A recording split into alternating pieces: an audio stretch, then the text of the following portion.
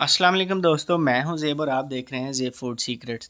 दोस्तों, आज मैं आपके लिए चिकन स्टीम रोस्ट की एक ऐसी रेसिपी लेकर आया हूं जो आपने पहले कभी नहीं खाई होगी। दोस्तों, बहुत ही सिंपल है, बहुत ही आसानी से बन जाती है। आपने सारे स्टेप्स को फॉलो करना है ताकि हम सेम ऐसी रेसिपी बना सकें। तो इसके लिए हमने सबसे पहले एक चिकन लिया है। पूरा चिकन है, 1.5 किलो का तकरीबन चिकन है। इसके बाद हमने इसको कट लगाने हैं। तो कट हमने इसको इस तरह से लगाने हैं कि डीप कट लगाने हैं और पूरे चिकन को कट लगाने हैं। डीप कट लगाने की वजह ये है कि जितना कट जो है वो डीप होगा उतना ही मसाला इसमें अंदर तक जाएगा, और मसाला जितना अंदर तक जाएगा ये उतना ही मज़ेदार बनेगा।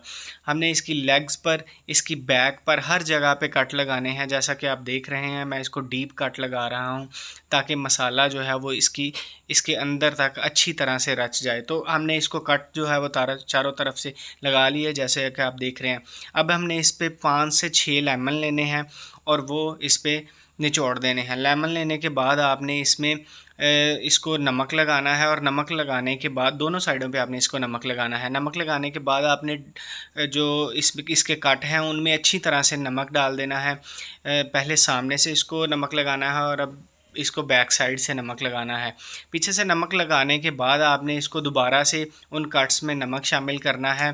इसकी वजह से इसमें नमक अच्छी तरह से शामिल हो जाएगा। दोस्तों, अब हमने इसको मैरिनेट करना है। मैरिनेट करने से पहले आपने इसको पानी में डिबो देना है। जो बर्तन आप लेंगे उसमें कोशिश करें कि जितना ये ज़्यादा उसमें डिप हो सके उतना ज़्यादा ही बेहतर है। दोस्तों, पानी इसमें डाल के आपने इसको मैरिनेट करना है तकरीबन 3 घंटे के लिए। तो मैरिनेशन जो हमने 3 घंटे के लिए इसकी की थी, वो मैरिनेशन हमारी हो चुकी है। 3 घंटे तकरीबन इसको हो चुके हैं।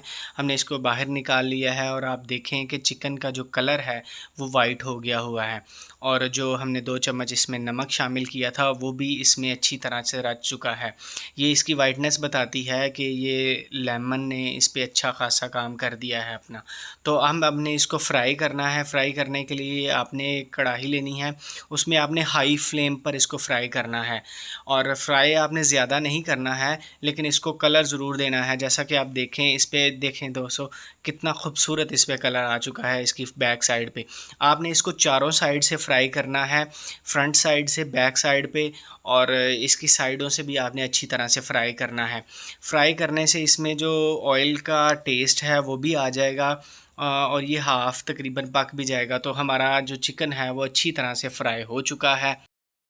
अब बारी है मसाला तैयार करने की, जिसके लिए हमने 1 चम्मच नमक लिया है, 1 चम्मच हल्दी का लिया है, 1 चम्मच आप इसमें डाल लेंगे लाल मिर्च का, और लाल मिर्च डालने के बाद आप इसमें 1 चम्मच शामिल करेंगे दड़ा मिर्च का। दड़ा मिर्च शामिल करने के बाद आप 1 चम्मच काली मिर्च शामिल करेंगे, 1 चम्मच आप इसमें चाट मसाला शामिल करेंगे, 1 चम्मच आप इसमें गरम मसाला शामिल करेंगे, और 2 चम्मच आप इसमें अदरक लहसुन का पेस्ट शामिल करेंगे। इसके बाद 2 चम्मच आप इसमें दही शामिल करेंगे, और उसके बाद आप इसमें 1 चम्मच चिली सॉस, 1 चम्मच आप इसमें सोया सॉस का शामिल करेंगे, और 2 चम्मच आप इसमें टमाटो केचप शामिल करेंगे।